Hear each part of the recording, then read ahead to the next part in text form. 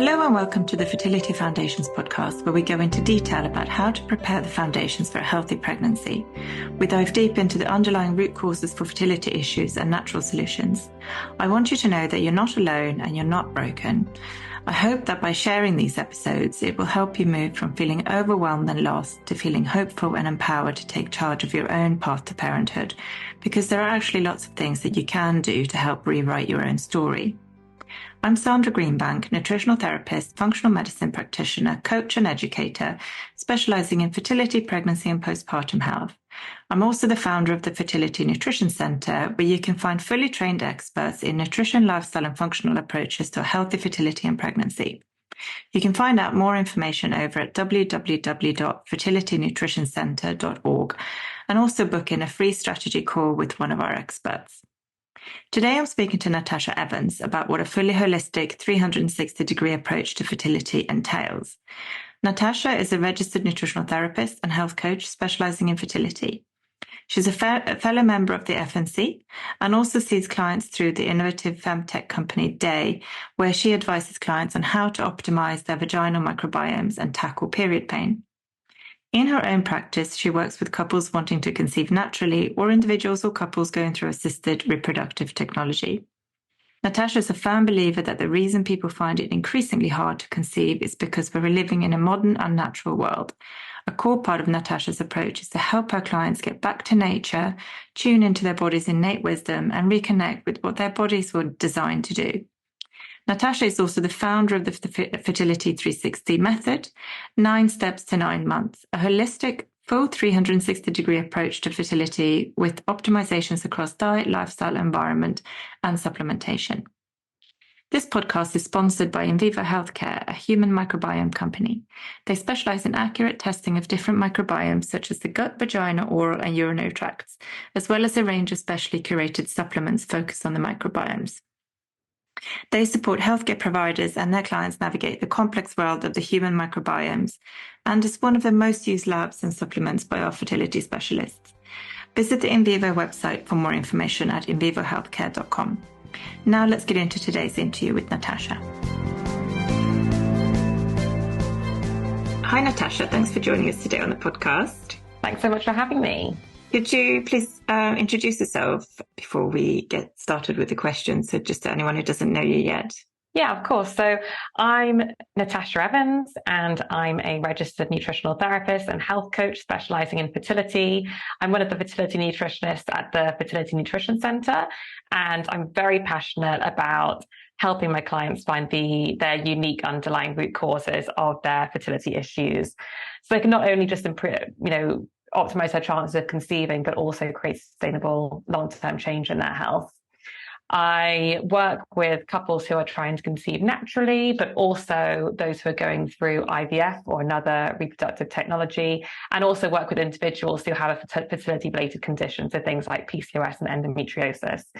The way I work in clinic, I've got a very full, holistic 360-degree approach to fertility, which is where my signature method, the Fertility 360 method, 9 steps to 9 months came from.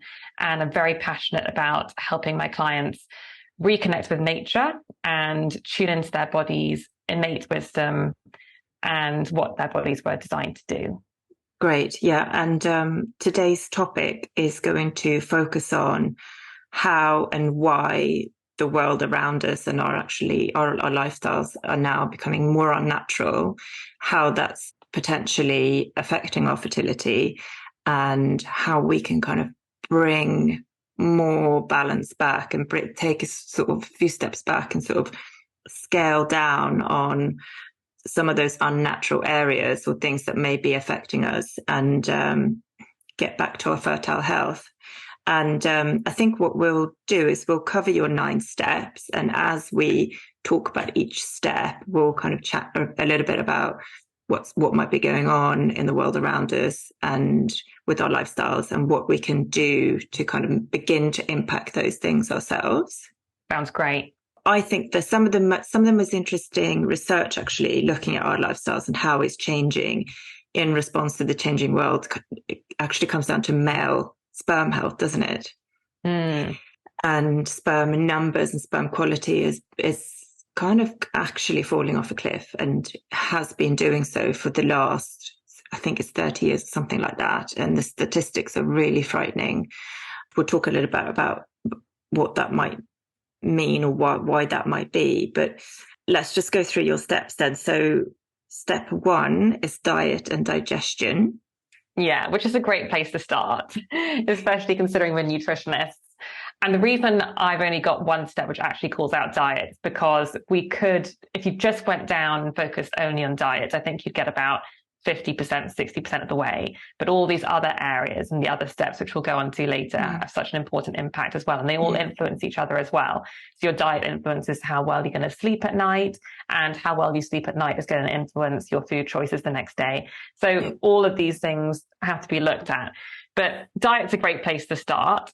And the reason we're interested in diet, and I don't know about you, but still when I go to parties or something, when someone hears I'm a fertility nutritionist, they still say, what on earth has diet got to do with fertility? And really, it's got everything to do with fertility. If you think about our diet as a way to get the right nutrients into our body, to fuel every single process in our body, to be transported to every cell, every muscle, every organ in our body, and be used for different processes, that's when you start to realize, how important diet is, not just to our health, but also to our fertility. And I see fertility as a proxy of our overall health during our reproductive years. So optimizing your health is optimizing your fertility, and diet's a big part of that. So with diet, what I'm looking for is, we want to make sure you're getting all the nutrients in from your diet that are used to fuel different processes in the body. So fueling energy production, fueling mitochondrial health, fueling hormone production, fueling our liver detoxification, all these things that are really, really crucial.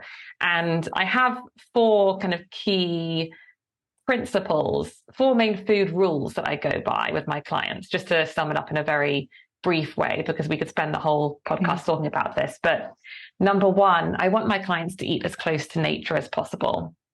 And the reason for this is because we know that now the Western diet is the energy intake, over 50% of it is from ultra processed foods.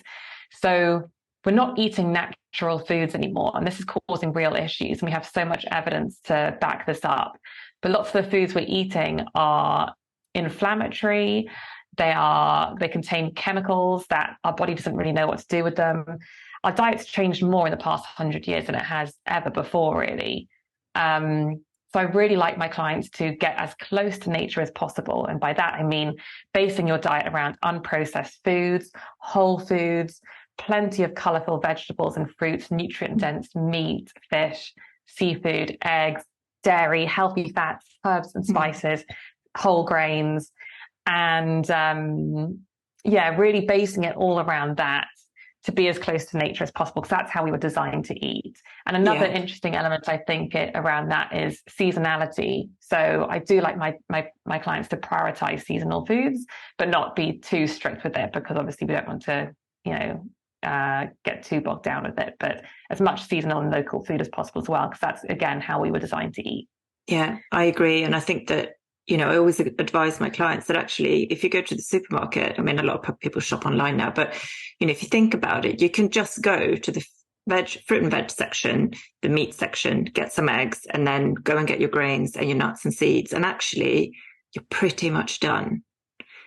You don't have, there's enormous sections of the supermarket that you don't even have to go to. You don't have to go to those aisles, and spend hours going up and down. And also, I wholeheartedly agree with you about eating seasonal, because when you eat seasonally, you're eating more locally, which means that not only is it better for the environment, not having to actually transport all these foods, but also they've ripened on the plant as opposed to being picked a month ahead of time or whatever. And I know you're a massive fan of growing your own, which I am as well, with varying sort of success, but it's so trying my best. Yeah, it's just so nice to eat something that is so fresh. You pick it and you eat it, and it just tastes like you don't get those kind of foods in the supermarket anymore. And I think just looking for a local veg box delivery system, where you can get kind of local foods or foods in season is a really good way of doing that. And I think also we'll talk about toxins in a minute, but actually there was an article published yesterday by The Guardian about how if you live in the UK now, your food, so they are now in the UK permitting 36 more chemicals or chemicals that are banned in the EU or that have either always been banned by the EU or have been banned since Brexit. And, all these promises that our food quality wouldn't be compromised. How long has it been since Brexit? It's just gone out the window. And we don't even know what's in our food anymore. No. So I think that's the other thing, kind of provenance and looking at where is your food coming from and how is it grown and what is, what are the farmers putting on that food? Absolutely. It's an absolute minefield. And that article is really shocking, actually.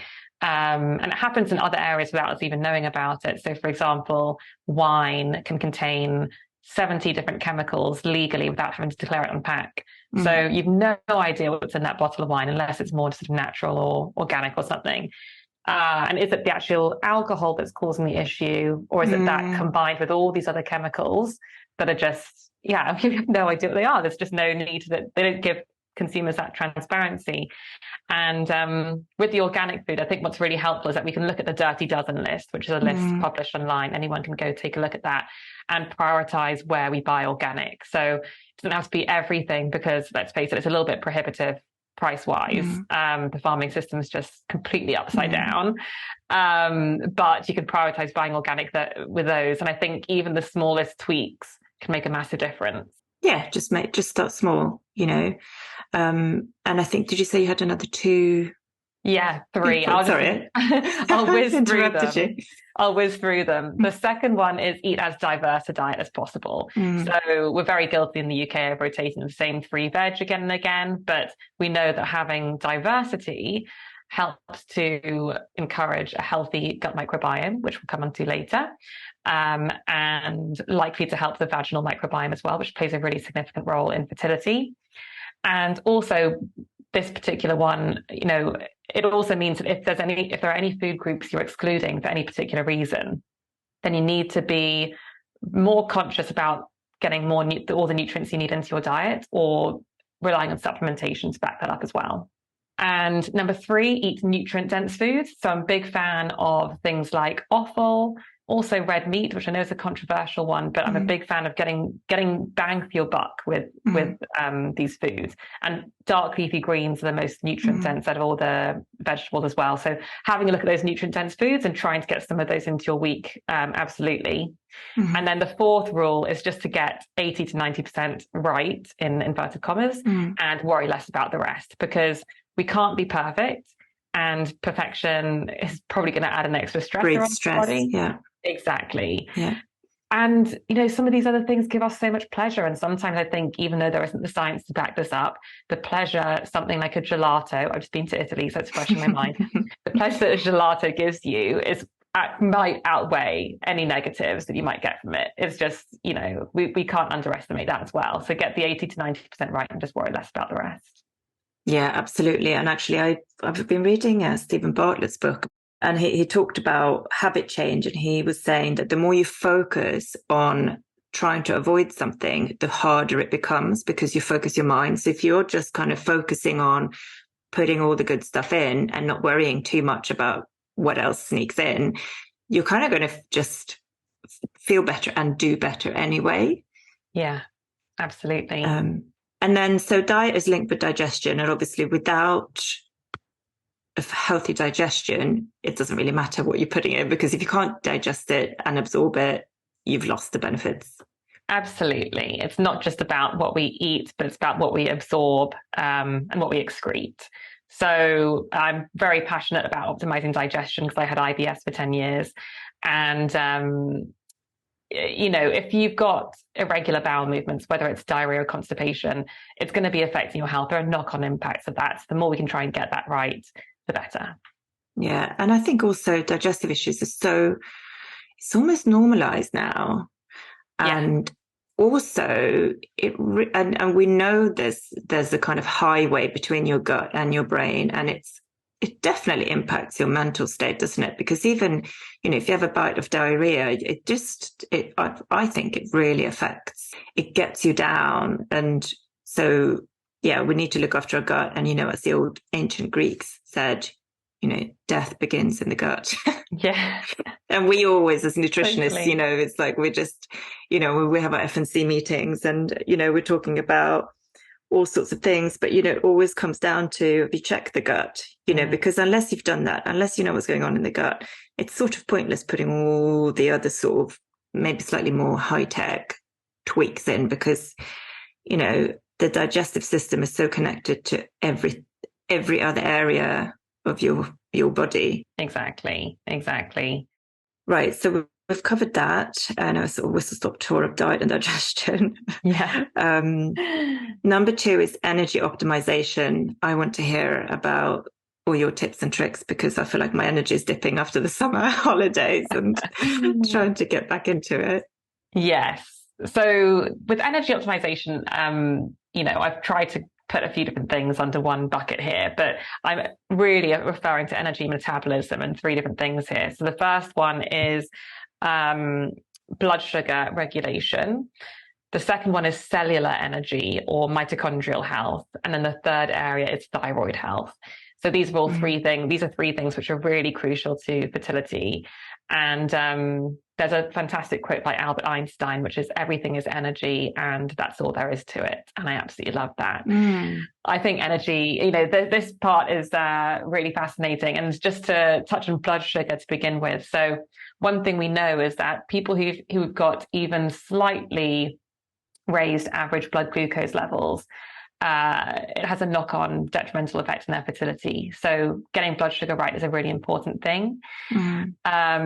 And the way we do this is by really thinking about the composition of our plates, making sure we're getting loads of good quality proteins and healthy fats in there, reducing the carbohydrate intake, but also opting for the right kinds of carbohydrates, and also changing the timing of carbohydrates across the day, I think is really important as well. So all of those things can really help in the blood sugar side of things.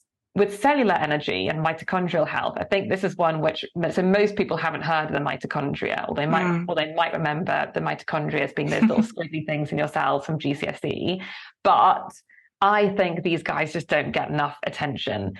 So what the mitochondria are is they're these little energy organelles in each of our cells, and each cell has lots. I mean, it's pretty much in every cell in the body, and there are lots of different ones in there, and they come in lots of different shapes and sizes. They seem to communicate with each other. Sometimes they can join together, sometimes they can separate. They're always communicating with each other. And what they do is they create energy, which is really important because this is how we make energy as humans. And we need loads of cellular energy for fertility. So an example of just how much energy we need, the egg has 10 times more mitochondria than any other cell in the body. And the egg is a cell, in case anyone didn't know that. And the mitochondria also do things like help sperm swim, but there are much fewer mitochondria in the egg, in the sperm than in the egg. But it's still really crucial, that mitochondria health. And then if you think about just how much cellular energy is needed for reproduction to mature an egg, release an egg, for the sperm to swim to meet the egg, for the egg and sperm to fuse and then start multiplying into lots of different cells and then build a baby, you need loads of cellular energy for this. Yeah, and that it's the process of actually making that cell. Have you seen the sort of stop motion films of an egg and a sperm meeting and then turning it into an embryo? Sort of the cell numbers double so fast, and that is powered by the mitochondria in the egg. And so you have to have a really healthy amount of mitochondria within that egg to actually get to the blastocyst stage, and so on and so forth. And actually, I think that also this becomes more important as we age, and that's partly one of the main reasons, actually, I think that our fertility declines as we age, because our mitochondria is linked with aging. Yes, absolutely. But there's so much we can do to support the mitochondrial health naturally. Absolutely. I think the stat is that by the age of 40, women's eggs, about a third of the mitochondria in a woman's eggs aren't working anymore, basically. So, but yeah, as you say, there's loads we can do to improve it. And going back to this sort of unnatural world that we're living in, loads of things in modern day life impact mitochondrial health. So, for example, an ultra processed diet, one that's really devoid of nutrients, so you're not getting all the nutrients that are needed to fuel the mitochondria, the energy production of the mitochondria. So things like CoQ10, B vitamins, magnesium, omega-3 fatty acids. And also our food is way less nutrient dense than it used to be because of all these chemicals being used. So most people would have to supplement magnesium, even if they're technically eating a lot of magnesium-rich foods. Not prioritizing rest and sleep, being sedentary. Your mitochondria like movement. They like light exposure. This is really important. We'll come on to that in step 4. Toxins interfere with mitochondrial health. So our mitochondria are probably suffering more now than ever before. And the same can be said with blood sugar regulation, because we eat a lot more carbohydrates than we used to, a lot more processed carbohydrates, a lot more sugars, diet, soft drinks, all this kind of thing. These areas are under attack more than ever before. So we really need to try and support them and get back to nature in that respect. Absolutely. Yeah, I agree. And I think also mold exposure can be quite significant. And like you said, the thyroid as well. The thyroid is impacted actually by pretty much all of the same things that you mentioned, nutrient deficiencies, iron deficiency, magnesium deficiency, of iodine deficiency, and, again, toxic exposure, stress. It's actually the same, isn't it? But we're just coming at it from, thyroid health is much easier to check than mitochondrial health. Yes, it is. So, we might have to sort of make educated guesses about what our mitochondria looks like. But it's really, really important to not to focus on that as well. And then the third step is microbiome support. So what is the microbiome? The microbiome refers to the trillions of microorganisms that live in and on our body. So they live on pretty much every surface in the body. And the vast majority of them live in the gut, so in the large intestine. And the reason for this is because it's a perfect environment for bacteria to thrive. And it's bacteria, viruses, parasites, fungi, which sound a bit scary, but actually the vast majority of them are beneficial for our body. And we look after them. We provide them with a home, with food, with water, and they look after us. So the gut is very rich in these microbes, about trillions of them in there. And what we know is that the gut microbiome fulfill many roles for us, including regulating our immune system, which plays a key role in our fertility, regulating our mood via the gut-brain axis, producing energy molecules, regulating our hormones, including estrogen, and then also even influencing things like our cravings and our weight. But that's just a very top-level summary, but there are so many different things they do for us. It's a really key area to look into for anyone who's trying to optimize their health, but also in fertility, but given their far-reaching roles. But I think the other interesting area with the microbiome is that there's also the reproductive microbiomes. So we're not just thinking about the gut, although I kind of see the gut as being the control center of the microbiomes in the body because it's so vast.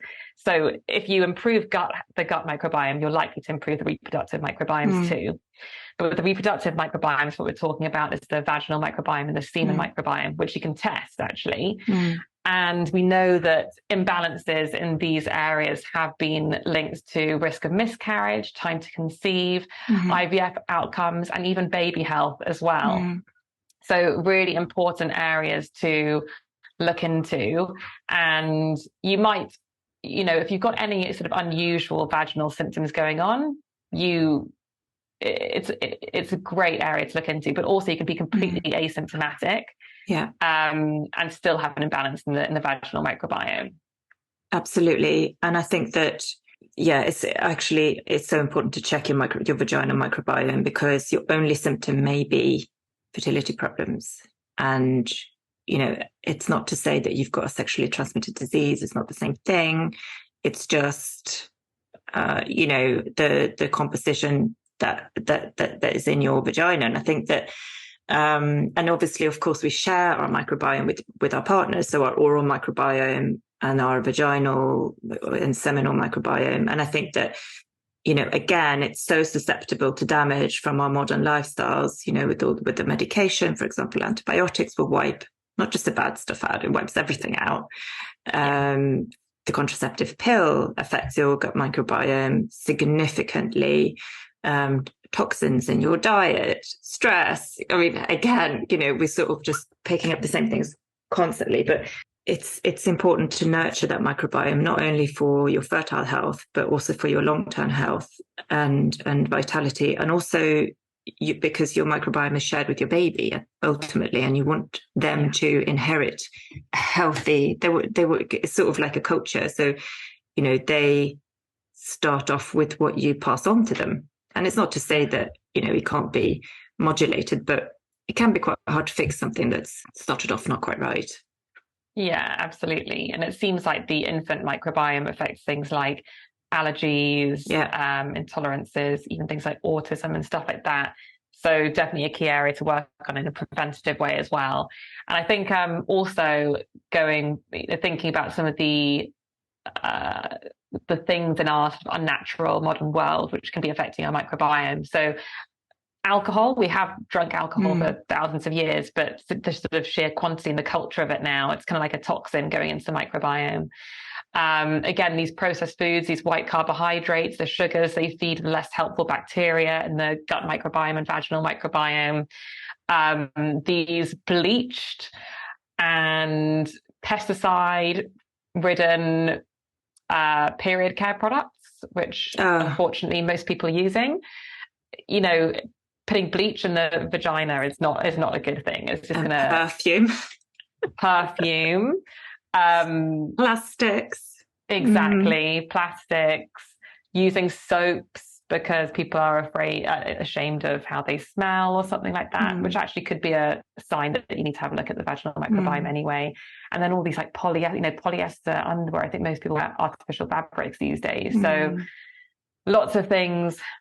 Use of thongs and G-strings over briefs, I guess, as well. That can be another thing. So, and actually, you know what? Even waxing and laser hair removal, it seems like the theory is that the pubic hair is actually there to protect the microbiome. And actually now lots of people are getting rid of it. So it does make you ask the question, what effect is that having the vaginal microbiome as well? Yeah, absolutely. Absolutely. Right. Enough said about that. I think we talk about the microbiome is that actually each of these steps is a separate podcast in its own, but I think it's good to get an overview anyway. So step 4, circadian health, and I think that's a really interesting one because we're recording now during PCOS Awareness Month, and particularly if there's a cycle irregularity issue, this is a really important step, isn't it? Absolutely. So again, another thing that lots of people haven't heard of, but the circadian rhythm is our body's internal 24-hour clock. It's our sleep-wake cycle and determines when we're awake and when we're asleep at any particular moment. But it's actually crucial to the optimum functioning of every single cell in your body, because every single cell uses this circadian rhythm to know what time it is, what particular roles it should be doing at what particular time. So if your circadian rhythm is out of whack, it's actually going to have a knock-on impact and the optimal functioning of every single cell in your body. And that's why we care about it. So it's not just about optimizing sleep, but it's about optimizing the optimal functioning of every single cell. And it influences the mitochondrial health significantly as well, which is another way that they sort of link together. But there are 2 key hormones that influence the circadian rhythm. It's cortisol and melatonin. Again, this is quite a simplistic way of looking at it. But when you wake up in the morning, cortisol, which is a stress hormone as well, it tends to be at its highest. And this is what gets you up in the morning. And then melatonin, our sleepy hormone, is at its lowest. And as the day goes on, melatonin rises, cortisol falls, and this results in us falling asleep around 10 p.m. on an optimal day. And this happens every day. But the thing is that loads of things can shift our circadian rhythm out of balance. So, for example, if cortisol is more elevated, so our stress hormone is more elevated, say, for example, from chronic stress, then melatonin could be suppressed. It could whack the circadian rhythm out of balance. So stress definitely plays a significant role. But also, you know, things like, the number one intervention I use in clinic to support the our circadian health is light exposure, because our bodies are always looking for external signals to tell it what time it is. And the number one signal it looks for is light. So your body wants to be exposed to natural light during the daytime, particularly during the morning, because it wakes the body up. And, receptors on your skin and receptors in the eye pick up on these light cues, which you can't replicate indoors. And it tells the body that it's daytime, and everything starts sort of shifting into gear after that.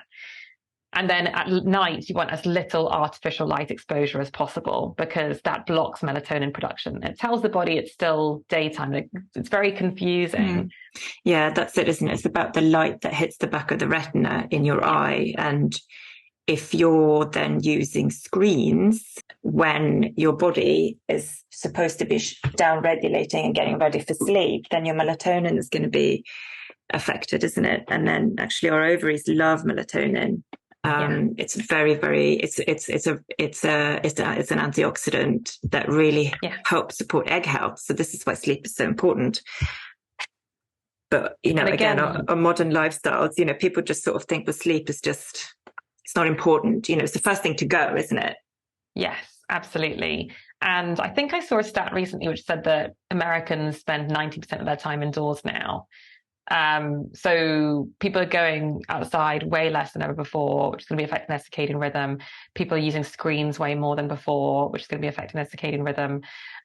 These are very unnatural things to the body. So the more we can get outside, if you have to prioritize a time, morning is best, if not then afternoon, but also sunrise and sunset, or any time that sun's sort of at a low angle in the sky, those are also really beneficial too. But the more time you can spend outside, the better.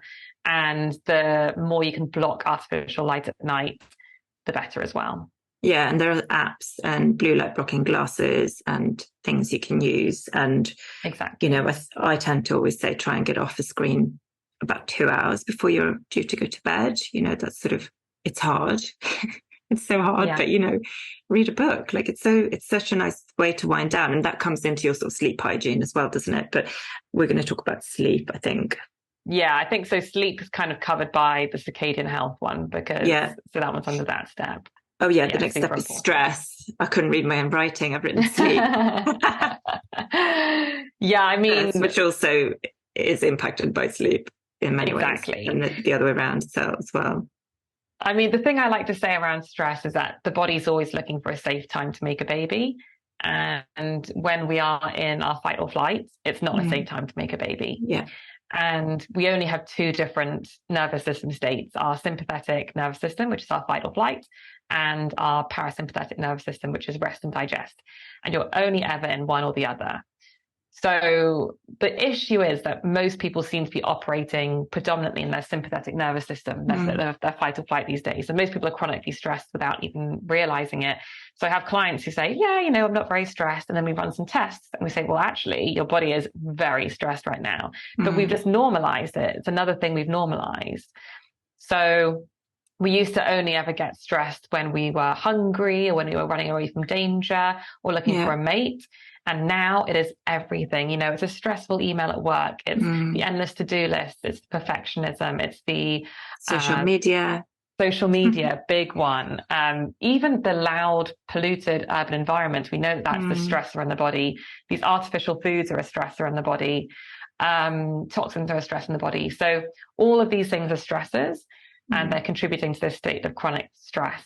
And when we're in our fight or flight, all our resources are directed towards the places of the body that are most essential in times of survival. So our muscles, our senses, you know, think about your hearing and your sight, your brain, but it's directed away from our digestive tract, which is going to affect our ability to absorb those nutrients from our wonderful diet, and also from our reproductive organs, because you don't need to make a baby when you're running away from danger. Yeah. So this is why stress is so important, but it's also, I find that it's the thing that people are the most resistant to change, because it almost becomes a part of your identity. Being type A, being a hustler, being, all these, being busy, doing lots. Yeah, being busy. But actually we're human beings, not doings. And actually now we're just doing way more of the doing rather than the actual being and being still. So this is something I love my clients to work on, like really slowing down, writing a self-care menu, thinking about ticking off one or two things from that self-care menu every day, maybe doing some hormetic stressors, so definitely exercise, sometimes cold showers or something like that if it works for the person, saunas but not for men. And then also thinking about how they can reduce the stresses in your life, which is the hard thing to do. Like, can you say no to more projects at work? Can you put better boundaries in place with people who stress you out? Offload the housework to someone else, things like that. The more we can work on that, the better. What about things like biohacking then? So, this is sort of next level, but what are some of the great things that you can do to kind of help shift that nervous system, even if it's just in a moment? Yeah, I mean, breath work, I think, is a really amazing tool, and it's completely free, which a lot of things in biohacking aren't. So I think breath work is amazing. And we know that it's one of the, just focusing on your breath and doing even 5 to 10 deep breaths, where the exhale is longer than the inhale, because the exhale slows down the heart rate, inhales increase the heart rate. Then that's such an effective tool at just getting you into your parasympathetic nervous system. Yeah. So I think breath work is really, really key. Another one go ahead. No, I was going to say, even just noticing your breath, because sometimes you can go through an entire day and you've been breathing from the top and you've not really taken a deep breath all day. And so just becoming aware and sort of going, and nobody needs to know at work that it's just something you can do anywhere and everywhere. Exactly. That's an amazing tool. So step number 6 is movement. And we sort of talked a little bit about that anyway, and sort of actually using movement to work for you. But obviously not too much, because you don't want to over-exercise either. Yeah. So the reason I've gone for movement here rather than exercise is because, humans were designed to move. And previously, actually, we would have just been moving more regularly during the day, and actually didn't need to have these sort of scheduled 30-minute, 1-hour exercise sessions. Some people would have, but actually the main thing is that people were just moving a lot more. And now we're largely sedentary. And the reason we need movement is because it encourages blood flow, and we need a lot of blood flow to reproductive organs. It also supports our detoxification, and so many other things as well. And we've got loads of evidence behind this.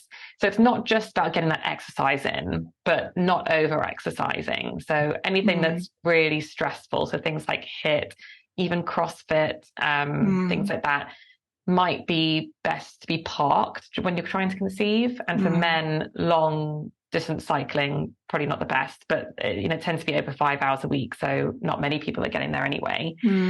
But on top of that exercise, just setting an alarm or something to move every hour at least, walk around the house, make a tea, do some squats by the kettle or something like that. Just fidget as well. Moving regularly is key, because that's the killer. People just sitting down on the sofa all day and not moving. And it also, for men as well, it increases the testicular temperature if you're just sedentary all the time, which is not great for sperm health.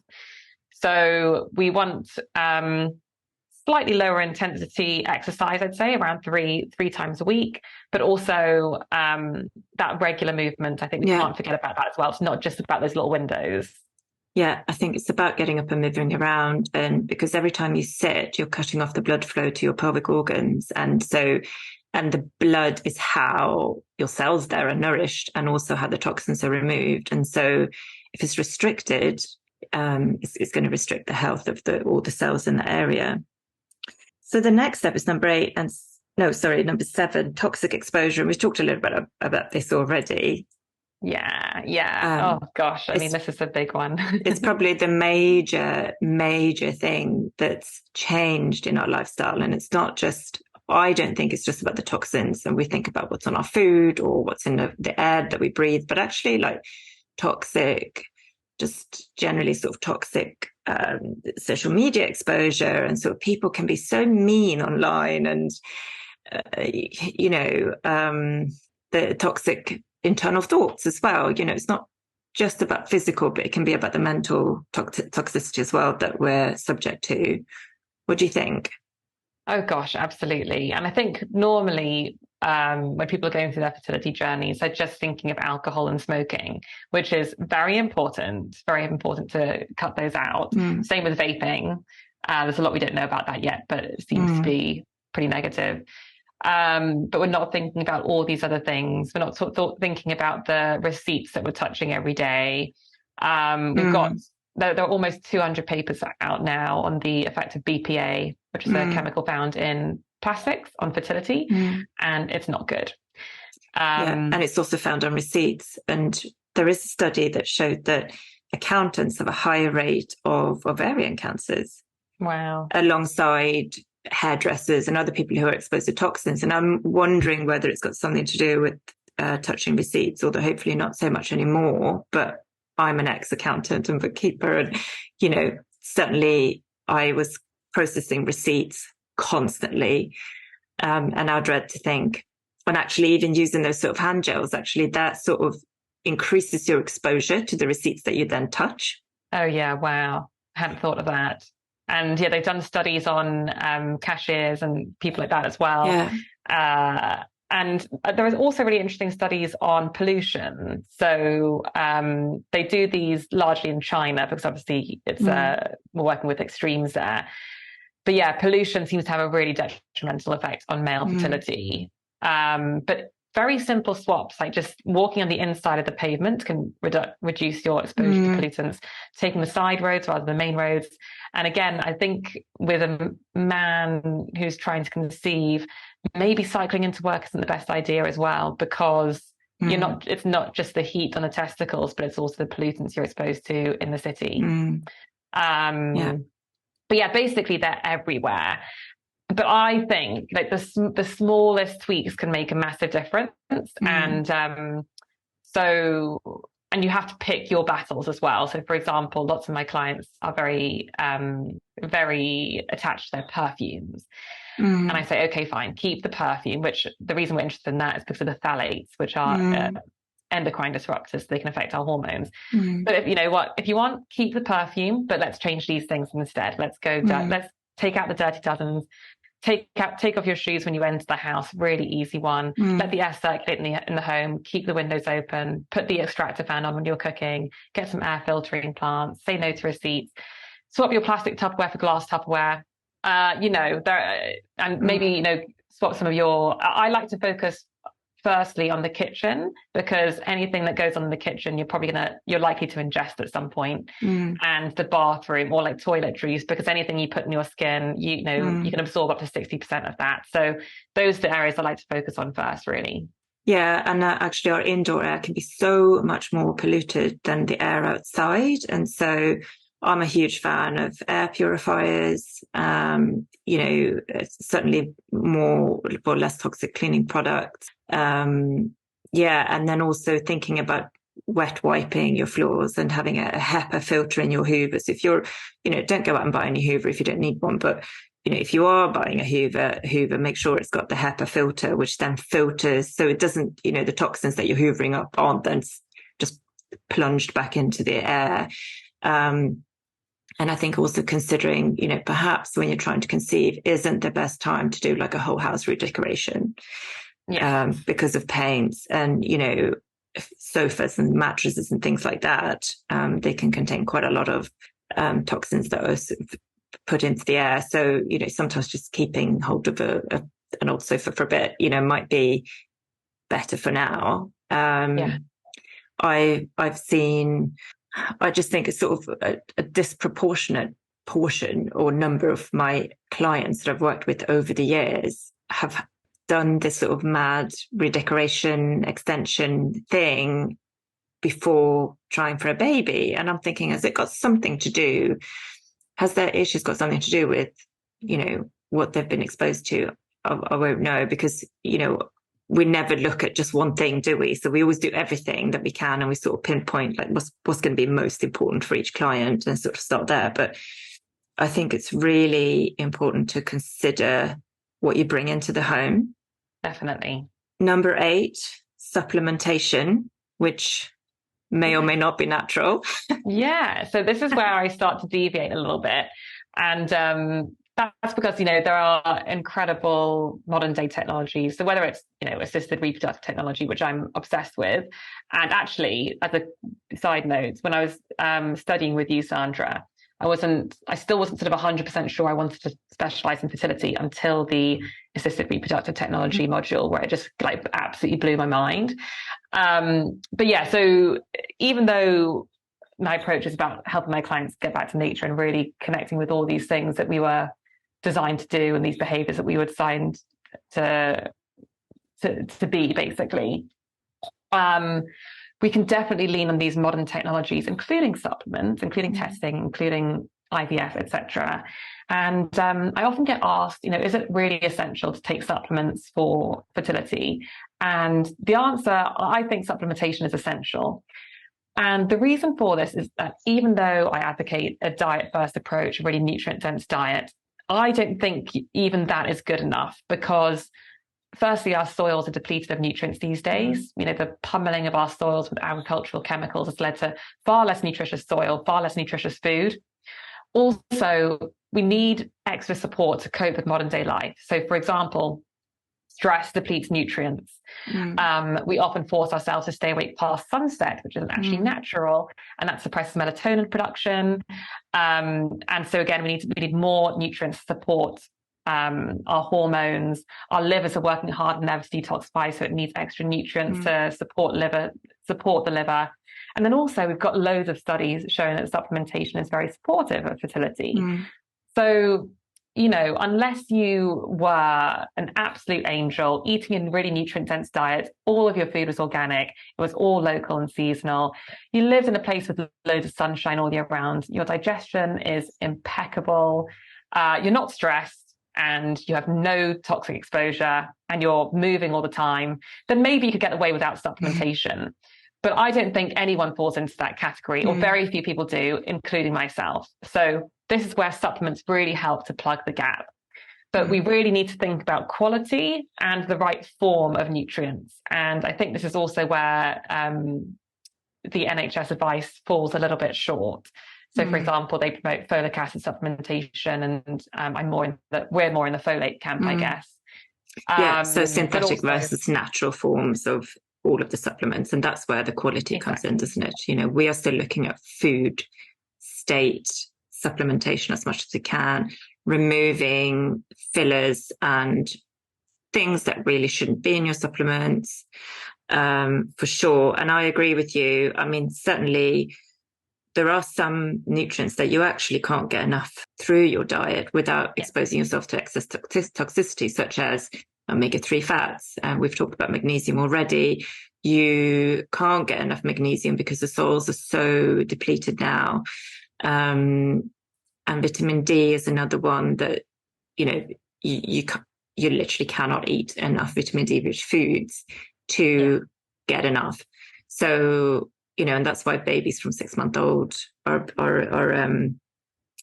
is it even from birth now that they're supposed to be taking vitamin D? And so, there are some things, but of course, supplements are a very dangerous area to kind of self-prescribe as well, because you can get it so wrong and it can be so detrimental. Absolutely. And I think just to add 2 other points, that's the number one is that we are the age at which we try to get pregnant is getting older and older. So again, supplements are great for help, great at supporting mitochondria and other things that might be slipping as you do get older. So it's trying to combat that sort of the natural aging that happens. I think that's great. We do recommend supplements. I wish I didn't have to. They come with an extra cost, extra things to do. It doesn't feel natural to pop a pill, but they do have a place, although not before you've done all the other steps. Yeah. You can't shortcut your fertility, or sort of you just can't kind of go, because so many people kind of get in touch, don't they, and they go, can you just tell me what to take? And it's like, no, we have to fix everything else. Yeah, and we have Then to absolutely, we have to make it into like personalized to you. It would be negligent if we just recommended the same supplements to everyone. And one thing I'm a big fan of is genetic testing. Because so you get both pictures, you get the genetic predisposition, and then you get the current state of health, and that really helps us understand how to personalize the plan to you. So we might see, for example, that you've got a 20 times higher need for B6 than the average person. That's an amazing, base of your genes, and that's an amazing piece of information. And with these modern supplements, we can now actually support you, and we wouldn't have been able to do that before. So I do think it's cool. Yeah. Yeah, I agree. And I think particularly with something like vitamin D, you can find out whether you have a higher need. You can find out whether you're particularly good or bad at actually retaining the vitamin D in your diet, and all of these things which governs how much you should take. I think that's really important. So the final step is number 9, which is mindset. Yeah. So one question I like to ask my clients in clinic is, do you believe you can actually get pregnant? And it's remarkable how many people actually say no. And this could be, maybe they sort of lean on that side of feeling a bit more negative about things in general. Maybe they've had a really bad fertility journey so far. Maybe they've read that they're too old, or they've got a family history of complications. Maybe they're watching all their friends have babies and that's taking them a really long time. And now they don't believe they can get pregnant. And the body listens to the mind. So catching these negative thought patterns, identifying them, and then rewiring your thoughts, I think is a really important aspect of fertility. It's not going to be, none of these things are the only thing that's going to make a difference, but I do think mindset plays a significant role. So I'm not a mindset coach. So in this area, I tend to refer to other people to help my clients optimize their mindset if we think it's an issue. But some things we have tried in clinic are just really easy. Things like journaling, to make sense of your thoughts, identify those patterns, therapy, counseling, obviously I refer out for that. And nervous system regulation techniques, I think, can be really helpful.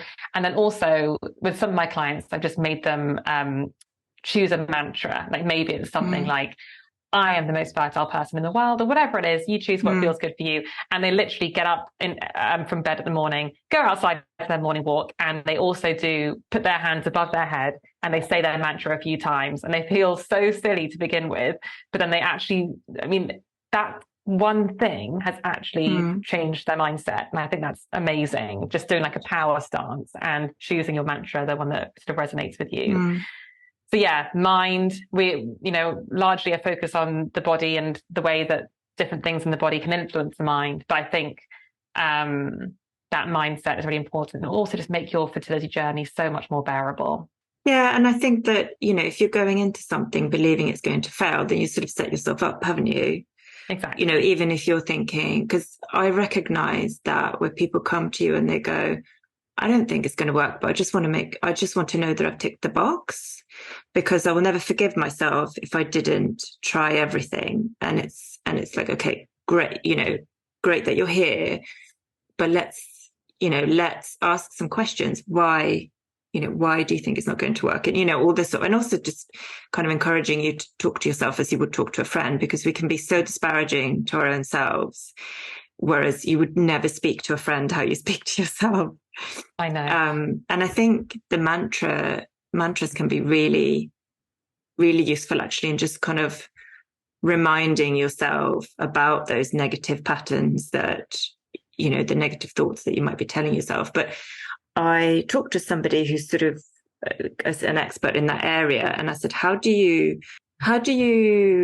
come up with a mantra that's going to be good, because, and how do you sort of stop yourself from just feeling so silly? And she said that it's really important that it feels that you can connect with it, so that your internal voice isn't going, no, you're not, I'm fertile, no, you're not, or whatever it is. So, rather than saying I am fertile, you might want to say, every day I make choices to support my fertility or whatever it might be. I'm making positive choices to improve my fertile health, and that might feel truer to you. And that might then be easier to sort of grasp by your sort of subconscious mind, I suppose.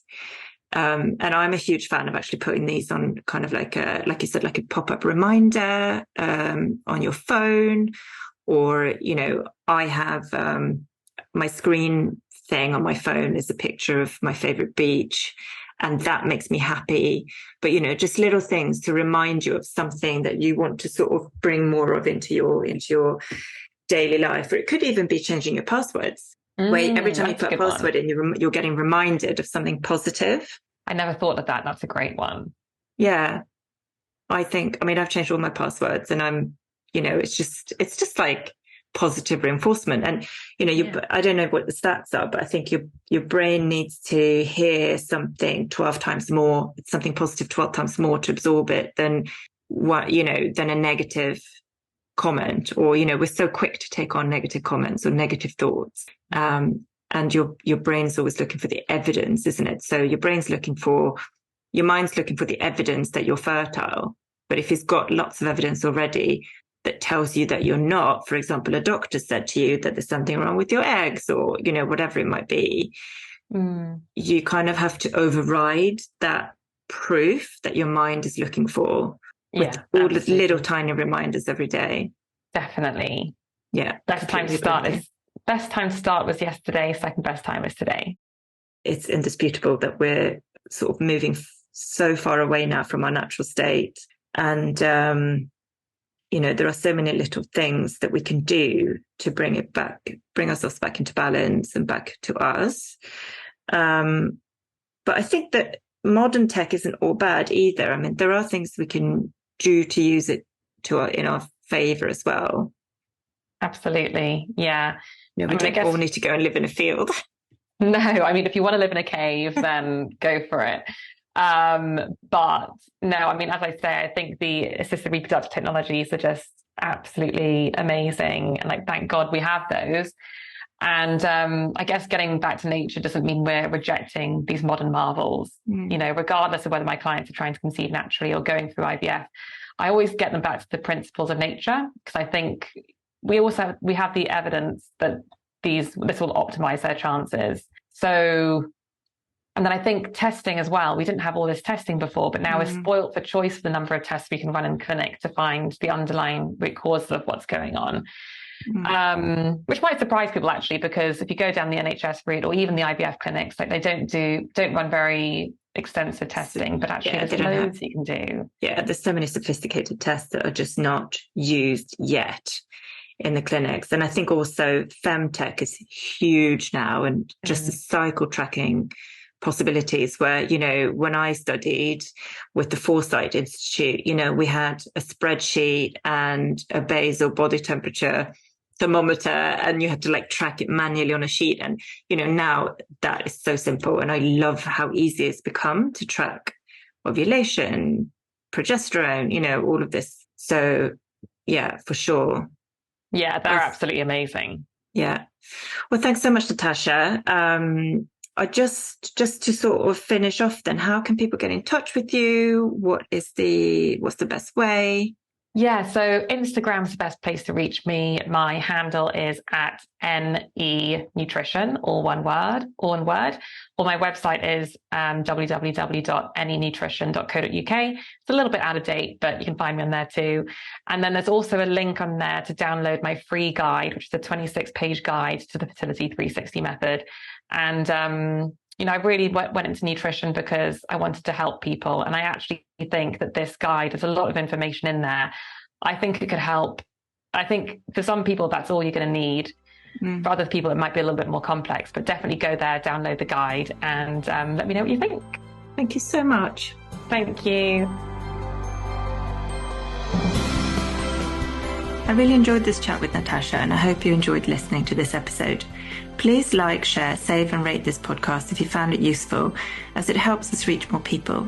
And if you're looking for a fertility specialist to support you, our practitioners can be contacted over at www.fertilitynutritioncenter.org. They will offer a free strategy call to help you decide on your best next steps on your journey. Thank you for listening.